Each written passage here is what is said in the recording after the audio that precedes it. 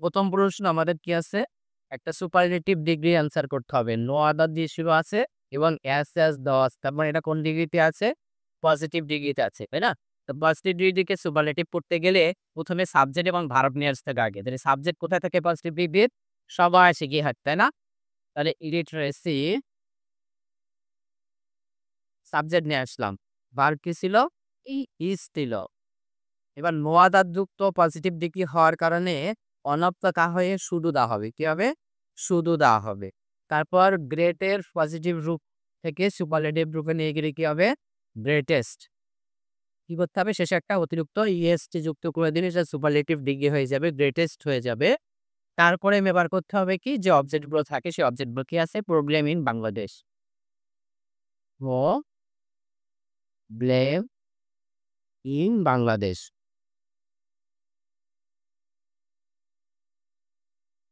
ওকে? প্রথম প্রশ্নটা দেখা হলো, illiteracy is the greatest problem in Bangladesh. দ্বিতীয় প্রশ্নটা অ্যাফার্মেটিভ করতে বলছে। নেগেটিভে আসতে একটা অ্যাফার্মেটিভ করতে হবে। তো নেগেটিভ থেকে অ্যাফার্মেটিভ করার নিয়মটা কি? নটটাকে উঠাই দিতে হবে আর অ্যাডজেক্টিভটার বিপরীত শব্দ লিখতে হবে। তাই না? তাহলে নটটা উপরে দিলাম আর আমাদের ব্লেসিং এর বিপরীত শব্দ কি হবে? কার্স হবে। তাহলে আমরা প্রথম সাবজেক্ট লিখি লিটারেসি ইজ। নটটা এখন বাদ হয়ে গেল। শুধু সঙ্গে কি? ইয়ে থাকলো। তো ব্লেসিং মধ্যে কার্স ইউ আর এস এ। তাই তো? এটা হলো আশীর্বাদ আর একটা হলো অভিশাপ। তো আশীর্বাদ ছিল এরকম অভিশাপ খুঁজে দিছি কারণ এখানে তো আমাদের নট নাই এখন আর। তাহলে অ্যান্সারটা কিন্তু হয়ে গেল। ইন্টারোগেটিভটা আরো সহজ তোমাদের জন্য। ইন্টারোগেটিভটা অ্যান্সার সবারকে পারতে হবে, তাই না? পারা উচিত ইন্টারোগেটিভটা। ইন্টারোগেটিভটা অ্যান্সার করতে গেলে কি বলতে হয়? জাস্ট খালি অবজেক্টের হাতটা সামনে আনতে হয় আর ওর সাথে একটা ইন্টারোগেটিভ নট যুক্ত করতে হবে। নেগেটিভ ইন্টারোগেটিভ যেহেতু আইএনটি যোগ করে দিলাম। এরপরে যা ছিল তাই সাবজেক্ট, তারপরে কি আছে? কম্পেয়ার,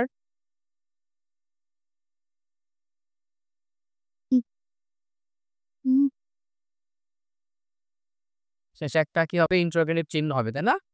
প্রশ্নবোধক চিহ্ন। আচ্ছা। এবার কি আছে? Illiteracy rate of Bangladesh is very poor. এটা হলো এক্সক্লামেটরি করতে হবে। তো আমরা জানি এক্সক্লামেটরি করতে গেলে কি করতে হবে? হাউ অথবা হট দিয়ে শুরু করতে হবে, তাই না? তো হাউ কখন হয়? হট কখন হয়? যখন ভার্বের পরে এ অথবা অ্যান থাকে তখন কি হয়? হট হয়। আর না থাকলে কি হয়? হাউ হয়। তো সেক্ষেত্রে এখন এ বা অ্যান আছে আমাদের ভার্বের পরে? নাই। এই জায়গা থেকে এই বুঝুন পুরোটাই সাবজেক্ট হিসেবে গণ্য হচ্ছে এখানে। তো আমাদের খাবারে কি হলো? হাউ হলে। এরপরে কি হয়? ভেরি, গ্রেট, রিয়েলি, মাস্ট এই জাতীয় কোনো অ্যাডভার্ব থাকলে কি হয়? সেটা বাদ হয়ে যায়। তো বাদ হয়ে গেল ভেরিটা, এরপর অবজেক্টটা লিখতে হবে। কি আছে অবজেক্টটা? শুধু এখানে আমাদের অবজেক্ট হিসেবে পোর আছে। পোর পাত্রে শুধু অবজেক্ট হিসেবে আছে। পোর হলো।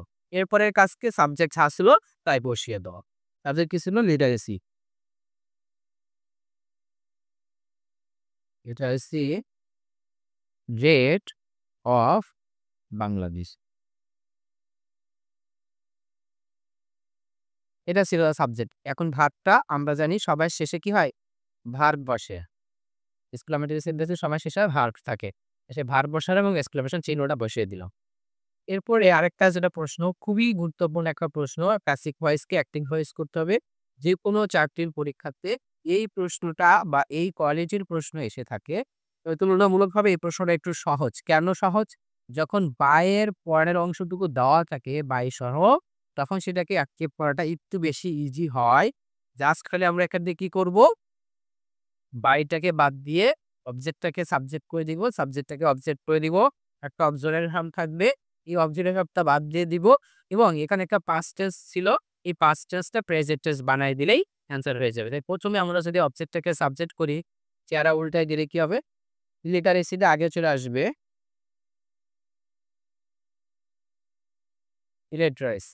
এখন আর বাদ গেল ভার্ব হিসেবে আমাদের এখন কি বসতেছে? জেনারেট। দেখো এই জেনারেট আমরা শুধু লিখলেই হবে না। যখন আমরা জেনারেট লিখতেছি, ইডিটা ফার্স্ট টেন্স বাদ দিচ্ছি, জেনারেট প্রেজেন্ট টেন্স হয়ে যাচ্ছে। কিন্তু এই আনসারটা সঠিক হবে না। কেন সঠিক হবে না? কারণ আমাদের এই ইলিটারেসি কথাটা থার্ড পারসন সিঙ্গুলার নাম্বার থাকার কারণে এর সাথে একটা এস যুক্ত করে দিতে হবে। ইএস যুক্ত করে দিতে হবে, তাই না? যদি এস জেনারেট তারপর কি ব্যবহার করবো? হান্ড্রেডস অফ প্রবলেম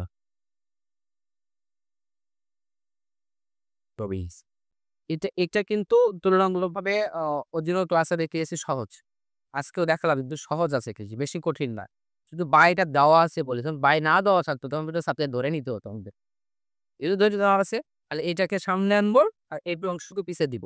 অক্সিলারি আর্মটা বাদ যাবে, বাইটা বাদ যাবে। মাঝখানে যেটা থাকবে ওটাকে মাঝখানেই বসাবো, খালি কিন্ডিটা উঠাই দিব।